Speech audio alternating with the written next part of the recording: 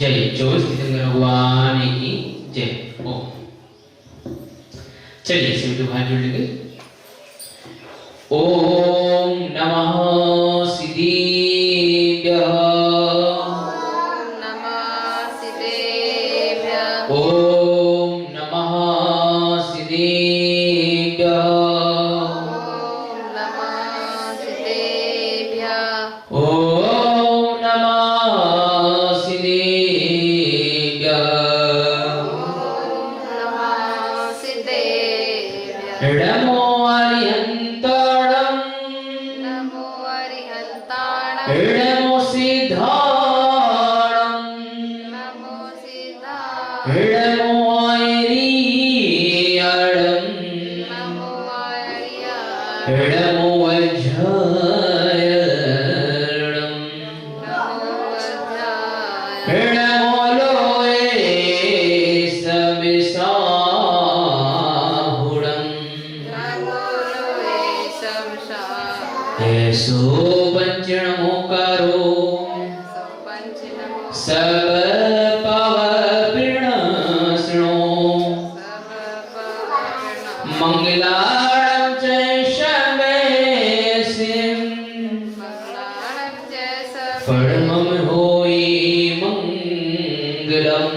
परमं हवै मंगलम्। पूरे चीजों की भगवान की दासन निर्वाणी माता की जैन सम्राट चंद्रगुप्त मौर्य का जो हमारा ग्रंथ चल रहा था उसमें हम आगे की चीजें प्रसारित कर रहे हैं और आगे की चीजों में जो हम प्रसारित करने के लिए जा रहे हैं वो यहाँ पर व्याख्यान करते हैं, पढ़ते हैं। पहला अध्याय हमारा समाप्त हो चुका था, दूसरे अध्याय की ओर हम लोग पढ़ रहे हैं। क्या लिखा है इसमें देखते हैं। धनानंद का आनंद इसी में था कि अपने मगध साम्राज्य को पश्चिम में गंगा तक पहुंचा दिया। उत्तर में उसने अपने सिर हिमालय तक उठाया था और दक्षिण दिशा में उसने अपने पैर विंध्याचल तक फैला लिए थे। संगठित शक्ति के इस अनोखे महाबदल की कीर्ति विश्वव्यापी हो रही थी। समीपवर्ती राजाओं को यह सहन नहीं होने हुए भी सहन करना पड़ता था। इतना सुदृढ़ साम्राज्य होने के बाद भी नंद राजाओं को निश्चिंतता नहीं थी। कोई ना कोई पड़ोसी राजा नंद को पराजित करने का साहस कर लेता था, किंतु यह स्वयं पराजित होकर खिसियानी बिल्ली की तरह मन ही मन बौखलाता रहता था। कुछ राजा ऐसे होते थे जो दूसरों को पराजित करते थे, लेकिन कुछ राजा ऐसे भी थे कि जो पराजित नहीं कर पाते थे तो वो अंदर ही अंदर घुटते रहते थे। इन बलसंजों ने अपने राज्य व्यवस्था में जो व्यापारिक व्यवस्था लागू की थी वह निर्बाध चली आ रही थी। गोंद, पत्थर, सोना, गेहूं, धान आदि सभी व्यापारिक वस्तुएं पर चुंगी लगाकर धन एकत्रित किया जाता था। उससे प्राप्त होने वाली आय का ब्यौरा अलग अलग दिखाया जाता था। व्यापार का जो भाव यहाँ लागू किया जाता था वही राज्य के सीमांत तक चलता था। अपराध होने से पहले ही अपराधियों की धर, अकड़, जासूस और विशिष्ट सैन्य अधिकारियों द्वारा कर ली जाती थी। राजा तक न्याय की मांग किसी विशिष्ट अपराध में ही होती थी। विधि पालिका, न्यायपालिका और प्रांतीय न्यायिक संगठनों से होकर ही कोई मामला राजा तक पहुंचता था। विश्वसनीयता के ये सूत्र इतने जुड़े थे कि निम्न स्तरीय जांच का भी उतना ही महत्व था जितना ऊंचे तबके के अधिकारी के द्वारा की जाने वाली जांच का। देश के प्रति समर्पण, राज्य के लिए काम करने वालों और खुफिया जासूसों की विश्वसनीयता जहां होती है वहां राजा बड़े बड़े अनसुलझे अपराधों को सहज सुलझाने में समर्थ होता है। इसके निर्णय अचूक होते हैं। निर्णयों को अचूकता से राजा की मान्यता बढ़ती है। प्रजा के अंदर विद्रोह की लहर उठे उसमें पहले ही उसकी पूर्ति कर देना एक कुशल शासक का बहुत बड़ा गुण और उन सबके राजाओं में चल रहा था। जो जैन सम्राट चंद्रगुप्त मौर्य थे, जो हमारे यहाँ पे चल रहा है, क्या कहते हैं, राजा शासक। जो शासक होता है यानी राजा का जो गुण होता है वो ये होता है कि प्रजा के अंदर उठ रही चीजों को पहले ही समाप्त कर दिया जाए। तो इसमें क्या है, राजा धनानंद ने अपनी कुशल राजनीति के बल पर अपने समकालीन इक्ष्वाकु, पांचल, काशी, कलिंग, कुरु, मैतिर, शूरसेन आदि राजाओं को भी अपने वश में कर लिया था। इसलिए सारे राजाओं को वश में करना आसान बात नहीं थी, लेकिन राजा धनानंद ने इनको कर रखा था, है ना। इस राजा ने उत्तर पूर्वी सीमा से, मतलब जो भारत का जो उत्तर पूर्वी सीमा है उसका वर्णन दे रहे हैं। इस राजा ने उत्तर पूर्वी सीमा के असंगठित राज्यों को एक सूत्र में बांधकर दिया था। कई बार क्या होता है कि लोग बिखरे बिखरे से रहते हैं ना, तो राजा आदि पहले बिखरे बिखरे से रहते थे, लेकिन जो समझदार राजा आदि हुआ करते थे या मंत्रीगण हुआ करते थे, वो सबको एक सूत्र में बांधने की कोशिश किया करते थे कि एक सूत्र में बांधकर कार्य किया जाए तो बहुत अच्छा कार्य हो जाएगा। तो उन्होंने एक सूत्र में बांध रखा था। अपनी ऐसी ही असाधारण कार्य कुशलता से नंद वंश की कीर्ति दिव्य दिगांत में व्याप्त होती रही थी।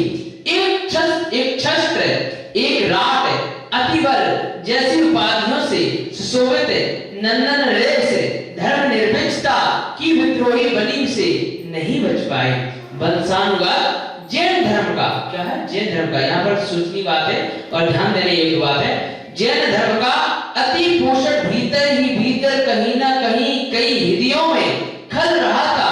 कूटनीतिक सीमांत राजाओं ने इसी धर्म विद्रोहियों संत को अपनाया और मगध साम्राज्य को खंडित करने का सत्ताधिक बार प्रयास किया। सत्ताधिक बार का मतलब 100 बार, मतलब इसे बहुत बार प्रयास किया, है ना।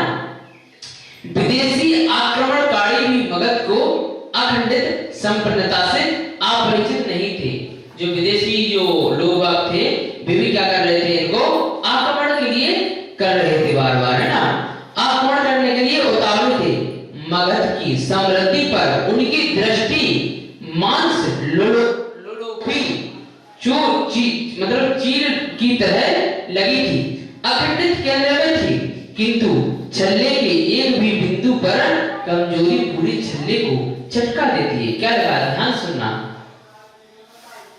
छल्ले के एक भी बिंदु पर कमजोरी पूरी छल्ले को झटका देती है। जैसे एक गोल है ना, ये बहुत बड़ा छल्ला है, क्या है, बहुत बड़ा छल्ला है ना, एक छल्ला है, ठीक है, एक छल्ला है।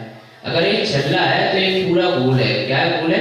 अगर बीच में भी कहीं वो रहेगा ना, सिस्टम गड़बड़ रहेगा ना, तो धीरे धीरे पूरे को तोड़ देगी वो, क्योंकि वो चढ़ जाएगा वहां से, आराम से टूट जाएगा, है ना। अगर ये बंदा है तभी तक तो, अगर यहाँ से टूटा हुआ तो कोई भी ऐसा कर देता, तुरंत पकड़ जाता, ऐसे में दिक्कत होगी ना तोड़ने में, है ना। तो उसमें क्या लिखा है कि छल्ले के एक बिंदु पर कमजोरी भी रही तो पूरा छल्ला झटका देती है।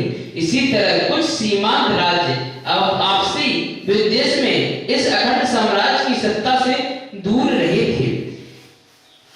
उन्हीं राज्यों के नरेशों का सहारा लेकर सर्वप्रथम भारत के अखामनी राजाओं ने भारतीय सीमांत राज्य को अपने हाथ में ले लिया। परस्पर में फूटकर लाभ उठाने वाले विदेशी अपने उद्देश्य में धीरे धीरे सफल होने लगे। जिस समय वह सीमांत प्रदेश अनेक राजतंत्रात्मक अथवा गणतंत्रात्मक राज्यों में विभाजित था, उसी समय विश्व विजय का दृढ़ संकल्प लिए यूनानी अतताई सिकंदर अपनी विशाल फौज के साथ भारत की ओर बढ़ रहा था।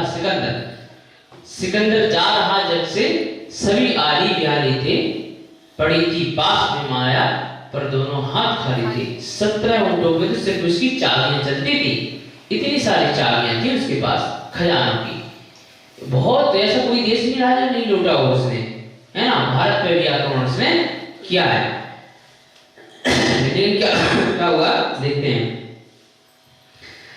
तो सिकंदर अपनी विशाल फौज के साथ भारत की ओर बढ़ रहा था। कहां बढ़ रहा था? भारत की ओर।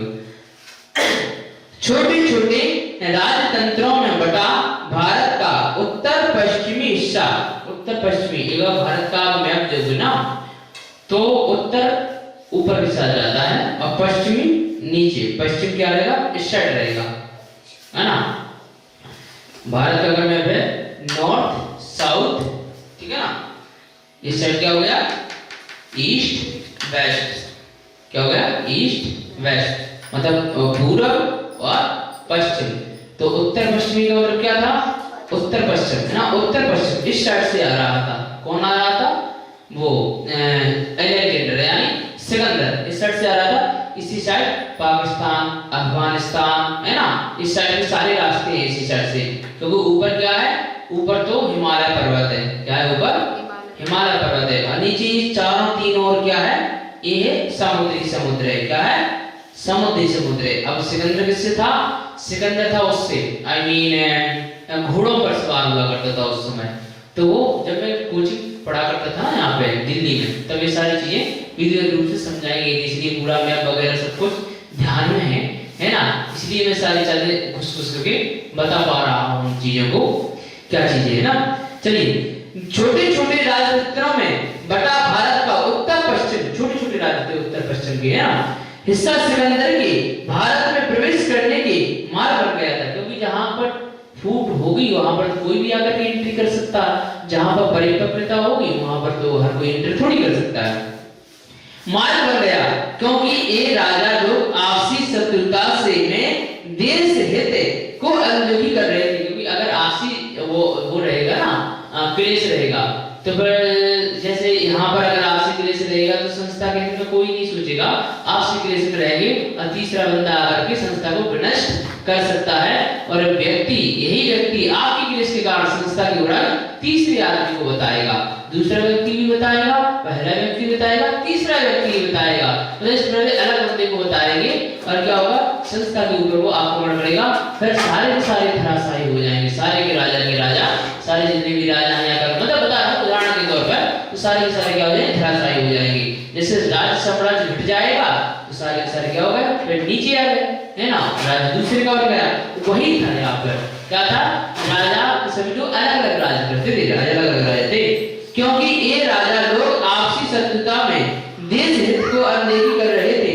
सिकंदर बैक्ट्रिया में था, कहां था, बैक्ट्रिया में था, तभी तक्षशिला के शासक अम्मी ने अपने निकट के शत्रु राजा पोरस के विरुद्ध लड़ने की योजना बनाई, और इसके लिए उसने सिकंदर का स्वागत किया, लड़ना था अपने ही मतलब राजाओं से, तो सिकंदर का उसने स्वागत कर दिया। सिकंदर तो सबको लूटने के लिए आया था, वो इनसे शत्रुता मतलब मित्रता क्यों करेगा, वो तो इन्हें भी नहीं छोड़ेगा, है ना। शशिगुप्त नाम का पहाड़ी सरदार सिकंदर के अधीन रहकर सिकंदर की सहायता करने लगा। पोरस और अभिसारों की क्षुद्रक और मालव राज्यों के शत्रुता तथा बड़े पोरस की छोटे पोरस से शत्रुता, शंभु और मेसकेनेस जातियों की शत्रुता का लाभ सिकंदर ने अपने कूटनीतिक व्यवहार से खूब उठाया, फिर भी मगध साम्राज्य तक आने और नंद राजा से साक्षात लड़ने के लिए समर्थ नहीं हो पाया थे। जो नंद राजा थे, धनानंद, क्या थे, धनानंद, लेकिन उससे नहीं लड़ पाया वो सिकंदर, उससे नहीं लड़ पाए। इतिहास के पन्नों में आज भी समाये थे जिसने सारे देश को लूटा, सबको लूटा, लेकिन वो धनानंद राजा से, वो नंद राजा थे, उससे नहीं लड़ पाया। भारत के सीमांत तक छोटे छोटे राजाओं से लड़ने में भी सिकंदर की सेना को पसीना आ गया, सेना को पसीना आ गया। यूनानी सैनिकों का मनोबल टूटने लगा था। यूनानी सैनिक यूनान से थे, है ना, यूनान एक देश है, वह वे युद्ध करते करते थक गए थे। अब कोई युद्ध करेगा तो फिर वो थक ही जाएगा, वो तो, है ना, थक गए थे, फिर भी सिकंदर आगे बढ़ रहा था, युद्ध करते करते थक गए थे लेकिन आगे बढ़ रहा था। बड़े पोरस में उसका मुकाबला बड़ा भारी रहा। पोरस ने झेलम नदी के तट पर अपनी सेनाएं पहुंचा दी और सिकंदर भी चुपके से झेलम नदी के रात में पार कर गया। युद्ध में पोरस की पराजय हुई, पोरस राज्य छोड़ करके भाग गया। ब्यास नदी पर सिकंदर की सेना ने आगे बढ़ने से मना कर दिया। अब वह वापस लौटना चाहती थी। कहाँ लौटना चाहती थी? वापस लौटना चाहती थी। मगध के शक्तिशाली राज से युद्ध करने की उसके अंदर हिम्मत ही नहीं रही थी। अहंकार शत्रुता के बीज को बो देता है। क्या बो देता है? अहंकार शत्रुता के बीज को बो देता है। ध्यान रखना, हाँ अहंकार ही है। क्या है? अहंकार। कहते हैं ना एटीट्यूड। एटीट्यूड क्या? शत्रुता बढ़ा देता है। क्या बढ़ा देता है? शत्रुता। मैं बड़ा हूँ, ये छोटा है ना, ये मुझसे बड़ा कैसे बन सकता है, ये इसका अहंकार होता है ना। और फिर उसके बाद में अगर छोटा व्यक्ति बात ना माने तो उसमें मतलब क्लेश करना है ना, दिक्कत हो जाती है। तो अहंकार एक अलग चीज होती है। तो अहंकार शत्रुता के बीज को बो देता है। राजा धननंद को सिकंदर की कोई चिंता नहीं थी। राजा धननंद को सिकंदर की कोई चिंता ही नहीं थी। वह अपने राज्य की विशाल सीमाओं पर फैला रहा था। वहीं पर उसके निकटवर्ती राजा धननंद की सत्ता का नाश करना चाहते थे। वह अपने राज्य की विशाल सीमाओं को फैला रहा था, है ना। और उसके बाद राजा धननंद को सिकंदर की कोई चिंता नहीं थी। वह अपने राज्य को विशाल सेनाओं को सीमाओं को फैला रहा था। वहीं पर उसके निकटवर्ती राजा धननंद की सत्ता का नाश करना चाहते थे। धननंद को अपने शौर्य से ज्यादा अहंकार अपने धन पर था। निकटवर्ती शत्रु राजा धननंद पर आए दिन मिलकर आक्रमण की योजना बना लेते थे और धननंद उसे तुच्छ आक्रमण समझकर भूल जाता था। मंत्रियों से कहने पर ही मंत्रियों के बुद्धिता चातुर्य से वह युद्ध टल जाते थे। राजगिरी की पंच पहाड़ियों पर, राजगिरी के अच्छा अपना वो भी है, मतलब क्षेत्र भी है राजगिरी। राजगिरी की पंच पहाड़ियों पर भगवान महावीर की स्मृतियां धननंद को भी आनंदित करती थी। राजा ने उन पहाड़ियों पर 5 स्तूप बनवाए। कितने स्तूप बनवाए? 5 स्तूप बनवाए और सिमरों के लिए स्वेर विहार करने हेतु गुफाएं और विश्राम स्थल बनवाए। धननंद के मंत्री एक से बढ़कर एक थे और राजनीति और कूटनीति से धननंद के साम्राज्य विस्तार में हाथ बटा रहे थे। तभी एक क्षुद्र राजा पर्वत फिर से शक्ति बटोरकर धननंद के युद्ध लड़ने को तैयार हो गया। उसने धननंद को ललकारा। पाटलिपुत्र के चारों ओर से घेरकर धननंद को युद्ध करने के लिए बाध्य किया। धननंद युद्ध करना नहीं चाहते थे।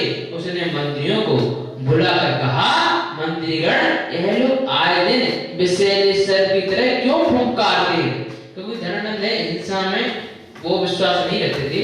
वो चाहते थे कि हिंसा ना करना पड़े और अहिंसा के साथ सहायकारी हो जाए। सर्पों का विष जब बढ़ जाता है तो ये फुंकार मारते ही हैं राजन। इनका विष क्यों बढ़ रहा है? उनका यह स्वभाव ही है। क्या इस विष को हमेशा के लिए दफन नहीं किया जा सकता? मुश्किल है स्वामी, लेकिन असाध्य नहीं। मतलब मुश्किल है लेकिन ऐसा नहीं कि नामुमकिन हो, है ना। जब वह पर्वत विदेशी सम्राट सिकंदर से हार चुका है तो यह मगध से मुकाबला कर सकता है। शत्रु को कभी भी झूठा नहीं समझना चाहिए राजन। मतलब उसने कहा कि मतलब सिकंदर से तो हार करके आ गया, अब हमारे ऊपर आक्रमण करने के लिए आ गया है। तो सिकंदर से जब हार गया तो मेरे ऊपर आक्रमण करने के लिए क्यों आ गया? तो उन्होंने कहा कि जब सिकंदर से आ चुका तो सिकंदर जब मुझसे नहीं लड़ पाया है ना, उसने लड़ने की हिम्मत नहीं की, मेरा है तो ऑलरेडी सिकंदर से हार करके आया, तो ये मतलब हमसे कैसे लड़ सकता है? तो मंत्री ने कहा कि शत्रु को कभी छोटा नहीं समझना चाहिए। मैं मानता हूँ, लेकिन क्या बिना युद्ध किए इस व्यर्थ के खून खराबे को रोका जा सकता है? बिना युद्ध करे खून खराबे को इसलिए रोक दो इसको, हो सके तो। आप जैसा चाहें वैसा हो सकता है स्वामी, ये मंत्री उनसे कह रहा है। तो फिर ऐसा ही किया जाए, लेकिन वैसा करने में क्या करना होगा मंत्री? पर्वत अभी बहुत शक्तिशाली नहीं है। पर्वत राजा का नाम था। पर्वत अभी बहुत शक्तिशाली नहीं है। उसका सैन्य संचालन सिकंदर से युद्ध करने के बाद तितर-बितर हो गया है। यह सेना एकत्रित कर रहा है हो सकता है वह कुछ धन लोभ में आकर इस युद्ध से पीछे हट जाए। ऐसा नहीं होना चाहिए। जिस किसी भी तरह की नीति अपनाना पड़े उस शत्रु को वश में करो। कोई सी भी नीति अपनाना पड़े लेकिन शत्रु को वश में करो। इसके लिए राजकोष खुला है, उसका उपयोग करो। कवि मंत्री राजा क्या का अक्षरांशर पालन होगा। राजा कवि मंत्री का नाम था, तो कवि ने शत्रु राजा से सलाह करके उस युद्ध को शांत करने के लिए प्रयास किए। रजामंदी धन की अटूट मांग पर हुई। कवि अपने राजा से विश्वस्त था। धन के लिए उसने राजकोष का उपयोग करने को कहा, तो कवि राजकोष से पर्याप्त धन लेकर राजा पर्वत की पसंद करके उसे लौटा दिया। राजा को पसंद कर दिया, उसे लौटा दिया गया। अब क्या होता है ना, इधर कवि ने धन को राजकोष में भरने के लिए फिर से नए नए कर प्रजा पर लगा दिए। आए दिन बढ़ते करों से प्रजा राजा से नाराज रहने लगी। राजा के अंदर प्रजा के प्रति सौहार्द का भाव था, लेकिन प्रजा के अंदर विद्वेष के बीज वापित होने लगे। आज यहाँ तक पढ़ेंगे और आपको इसकी जो सारांश है वो मैं बता देता हूँ। क्या था कि राजा के पास कोई लड़ने के लिए आता था तो वो धन आदि देकर के शांत करने की कोशिश करते थे। वो चाहते थे कि उन्हें क्या करना पड़े, मतलब खून खराबा ना करना पड़े। तो वो जो पर्वत राजा आया लड़ने के लिए, तो सिकंदर से तो ऑलरेडी हार करके आ चुका था, तो इसके बाद लड़ने के लिए धनानंद से आ गया। तो उन्होंने कहा कि भैया इसको कुछ पैसे में से दे दो, लेकिन वास्तव में फालतू खून खराबे से बच जाए अपन लोग, है ना। तो क्या कहते हैं, वो राजकोष भंडार अगर समाप्त होगा तो उसका जो प्रभाव पड़ता है प्रजा पर पड़ता था।